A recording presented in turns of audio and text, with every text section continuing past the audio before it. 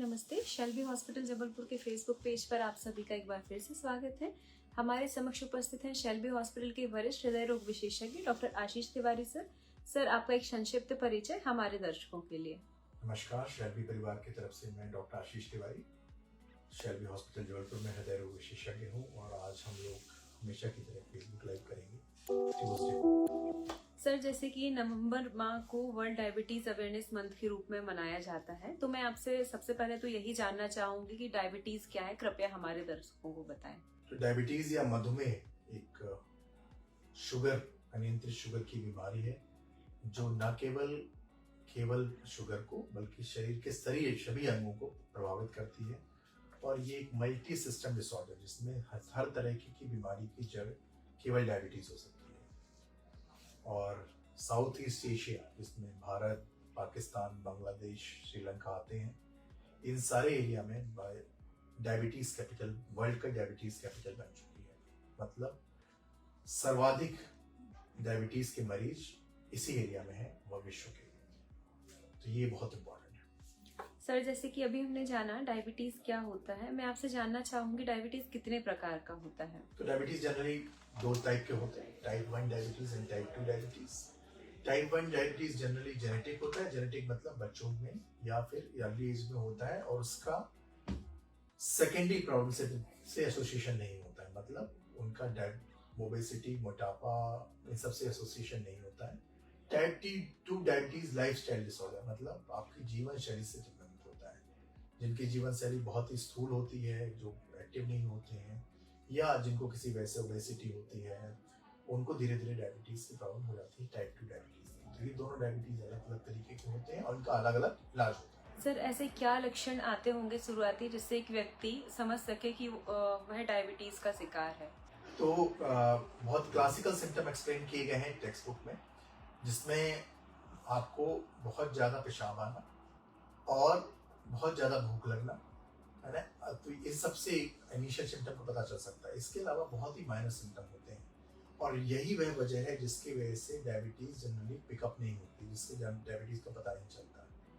तो ये एडवांस लक्षण या बहुत ही प्रोग्रेसिव बीमारी की जब बीमारी आगे बढ़ जाती है, उसके पहले बीमारी डायबिटीज़ को पता करने का एक ही तरीका है कि नियमित रूप से आपका चेकअप, और हर तरीके के हेल्थ चेकअप में शुगर को या ब्लड शुगर को इसलिए इन्वॉल्व किया गया है और इससे आप आसानी से पता कर सकते हैं कि आपको डायबिटीज है या नहीं। तो ये बदकिस्मती है या दुर्भाग्यपूर्ण है कि डायबिटीज में ये लक्षण बहुत लेट आते हैं। इसके विपरीत जो टाइप 1 डायबिटीज होती है उसमें बच्चों में, एडोलेसेंस में बीमारी कई बार बहुत सीरियस तरीके से पकड़ में आती है। तो टाइप 1 डायबिटीज बच्चों में प्रकार में आता है और वो सांस फूलने से भी आ सकता है, कई बार जानलेवा तरीके से भी आ सकता है। और टाइप 2 डायबिटीज एल्डरली में आता है, बड़ों में आता है, एडल्ट में आता है और जनरली साइलेंट होता है और लेट स्टेज में अपनी असर दिखाना शुरू करता है। सर, जैसे कि अभी हमने लक्षण जाने, आगे मैं आपसे जानना चाहूंगी हृदय रोग एवं डायबिटीज रोग का आपस में क्या संबंध है। तो अक्सर ये पूछा जाता है कि क्या डायबिटीज और हृदय रोग आपस में संबंधित है। तो मेरा कहना ये है कि अगर हृदय रोग बीमारी में कोई एक बीमारी जो सबसे ज्यादा कंट्रीब्यूट करती है वो डायबिटीज है। हृदय रोग का हर तीसरा या चौथा मरीज जो होता है वो डायबिटीज का शिकार होता है और जितने मरीज डायबिटीज के होते हैं उन सब में हृदय रोग होने की संभावना बहुत ज्यादा होती है। वह डायबिटीज, क्योंकि डायबिटीज या मधुमेह जो है वो हृदय की नसों को, दिमाग की नसों को, किडनी की नसों को, हर जगह की हार्ट की कोशिकाओं को अफेक्ट करता है, धमनियों को अफेक्ट करता है और इसमें जब वो हृदय की नसों को अफेक्ट करता है तब उसको डायबिटीज कहते हैं। इसके अलावा धमनियों के ब्लॉकेज के अलावा भी डायबिटीज कई तरीके की मांसपेशियों कार्डियोमायोपैथी भी कराता है, जैसे कि हार्ट की पंपिंग कम हो जाना, जिसको डायबिटिक कार्डियोमायोपैथी बोलते हैं। तो एक तरह से डायबिटीज हर तरीके से हार्ट को इन्वॉल्व करता है और डायबिटीज का हार्ट की प्रोग्नोसिस पे बहुत फर्क है। इसका मतलब यह हुआ कि अगर आपको हार्ट की कोई बीमारी है तो डायबिटीज मरीजों में हार्ट की बीमारी बिगड़ने के चांसेस ज्यादा होते हैं। डायबिटीज के घटने बढ़ने का ब्लॉकेज पे क्या असर पड़ता है। तो इसको जनरली सामान्य भाषा में सवाल ये पूछा जाता है कि मेरे मरीज की एंजियोप्लास्टी हो गई है या ऑपरेशन हो गया है, हार्ट के ब्लॉकेज ठीक हो गए हैं।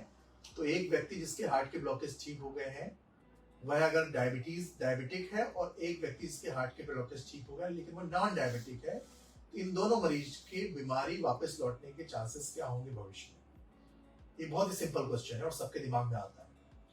तो जो नॉन डायबिटिक है और जिनको बाकी तरीके से अगर बीपी कंट्रोल रखा गया है, कोलेस्ट्रॉल कंट्रोल रखा गया है, तो हार्ट की बीमारी के वापस लौटने के चांसेस 1% से भी कम है। कई मामलों में देखा गया है कि अगर कोलेस्ट्रॉल ठीक से मेंटेन किया जाए, ब्लड प्रेशर ठीक से मेंटेन किया जाए और दवाइयां खाते रहें तो यह 0.5% से भी कम है।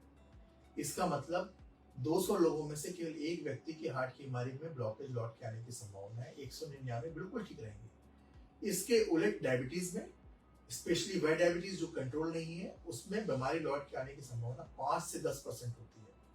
कभी वह बीमारी कम लौट के आती है, कभी बीमारी ज्यादा लौट के आती है और इस लेवल तक लौट के आती है कि एंजियोप्लास्टी मरीज को बाद में जाके बाईपास तक कराना पड़ता है। तो डायबिटीज और नॉन डायबिटीज मरीजों में बेहद फर्क है। हालांकि इसमें मैं जोड़ना चाहूंगा कि डायबिटीज के अच्छे कंट्रोल से, जिसमें बहुत अभी करंट मेडिसिन जो दवाइयां उपलब्ध है उसका योगदान काफी है, उससे वापस हार्ट की बीमारी के ब्लॉकेज के वापस लौटने की संभावना धीरे धीरे कम हो गई।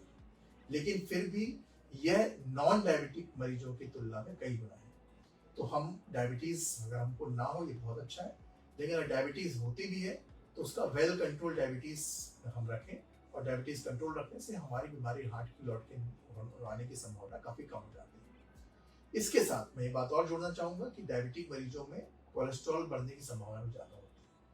तो अक्सर ऐसा होता है कि जो डायबिटीज पेशेंट होता है, जिसको हार्ट की बीमारी होती है, जिसका बाईपास हो चुका है या जिसको एंजियोप्लास्टी हो चुकी है, उसको यह कोलेस्ट्रॉल साथ में जुड़ जाता है और यह कोलेस्ट्रॉल इतना ज्यादा होता है कि उसको कम करना बहुत मुश्किल हो जाता है।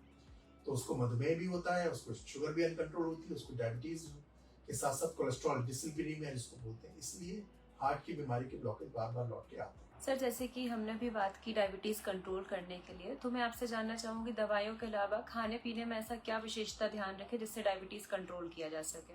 तो मधुमेह के लिए एक प्रॉपर डायबिटिक डाइट होती है और उस डाइट को हमको फॉलो करना चाहिए। उसमें सर्वप्रथम हमको सफेद शुगर, व्हाइट शुगर का सेवन कम करना चाहिए। यहाँ पर ये बात बताना बहुत जरूरी है कि भारत में अधिकांश लोगों को डायबिटीज अत्यधिक कैलोरी का सेवन करने से है या कार्बोहाइड्रेट का सेवन करने से है और मीठा खाने से नहीं। तो ऑब्वियसली मीठा आपको नुकसान करता है डायबिटीज वाले मरीजों को, लेकिन कार्बोहाइड्रेट का एक्सेस, जैसे आपको 3 रोटियों की जरूरत है और आप 5 रोटी खाते हैं, आपको दो चपाती की जरूरत है, आप ज्यादा खाते हैं, आपको एक हाफ कप राइस की जरूरत है, आप 2 कप राइस खाते हैं, आपके रूटीन डाइट में है।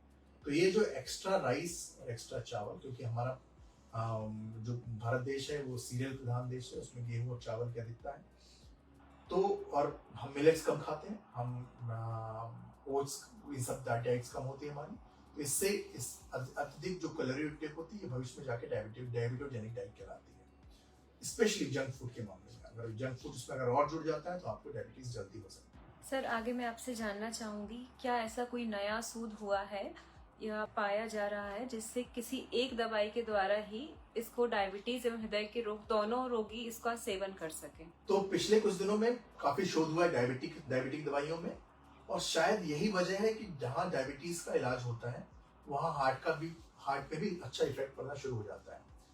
तो एक दवाई है SGLT2 इनहिबिटर, जिसको एंटी डायबिटिक ड्रग, डायबिटीज की दवाई के रूप में लॉन्च किया गया था, जिसमें डापाग्लिफ्लोजन, एम्पाग्लिफ्लोजन नाम की दवाइयाँ आती हैं।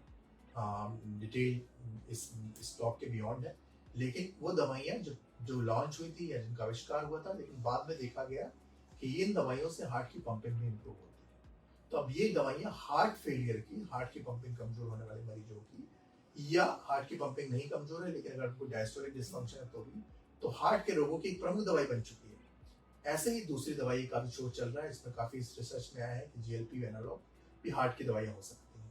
तो शायद डायबिटीज और हार्ट दिक्कत का इतना क्लोज संबंध है आपस में कि वो आपस में एक दूसरे से जुड़ जाते हैं, और जो दवाइयाँ एक बीमारी पे असर करती हैं वो दवाइयाँ दूसरी बीमारी पे असर करती हैं। यहाँ तक कि जो SGLT2 इनहिबिटर है वो उसका इतना अच्छा हार्ट पे प्रभाव पड़ा है और इतना फायदा हुआ है, और मोर्टेलिटी बेनिफिट, मतलब अगर 10 मरीजों को स्टार्ट किया गया तो उसमें से 1 या 2 को जानलेवा हार्ट अटैक आने की संभावना कम हो जाती है।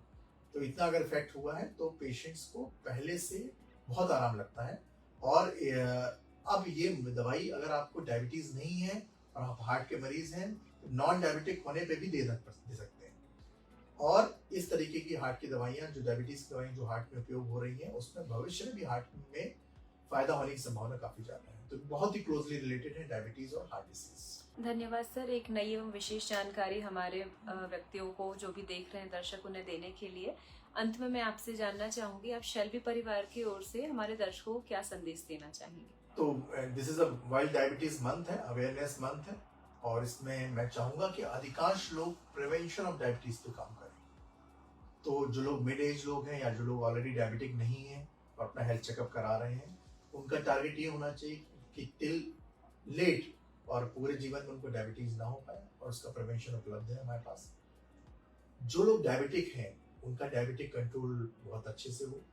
बहुत 10% से जो लास्ट जर्नल, इंडियन जर्नल में पब्लिश हुआ है, वो ये कि 10% से भी कम लोग अपना रेगुलर 3 मंथ वाला शुगर कराते हैं। वो फास्टिंग शुगर या खाने के बाद शुगर को ही मेन शुगर मानते हैं। तो डायबिटीज कंट्रोल के लिए आपको 3 महीने का शुगर, जिसको HbA1c बोलते हैं, वो कराना चाहिए। और अगर आपका HbA1c 7 से ऊपर जा रहा है, 6.5 से ऊपर जा रहा है, तो आपको अपनी दवाइयों में चेंज करना चाहिए, अपनी स्टार्ट करना चाहिए। यहाँ पर ये बात बताना बहुत इंपॉर्टेंट होगा कि दवाइयों से ज़्यादा मधुमेह में आपका व्यायाम और आपकी डाइट इंपॉर्टेंट है। तो डायबिटिक डाइट का सेवन करें। इसका मतलब यह नहीं है कि आप पूरा रूखा सूखा खाना खाएं। डायबिटिक डाइट भी एक सुरुचिपूर्ण भोजन हो सकती है, और कई सारे लोग इसको अच्छे से स्टार्ट करते हैं। वर्ल्ड की बहुत सारी सेलिब्रिटी और बहुत सारे लोग डायबिटिक और अच्छा काम करते हैं, दे आर अपने फील्ड पे शिखर पे हैं। एंड जिसमें से अभी जो Wasim Akram is a prime example of this, the top end athlete. तो ऐसे कई सारे लोग हैं। तो डायबिटिक लोगों को ये नहीं सोचना चाहिए कि वो किसी तरीके की मेजर बीमारी है उनको, और they can be live there normal life till fullest. धन्यवाद सर, आपका इतना कीमती समय हमारे दर्शकों को देने के लिए। आगे भी ऐसे रोचक तथ्यों के साथ हम आपसे मिलते रहेंगे। तब तक के लिए स्वस्थ रहें।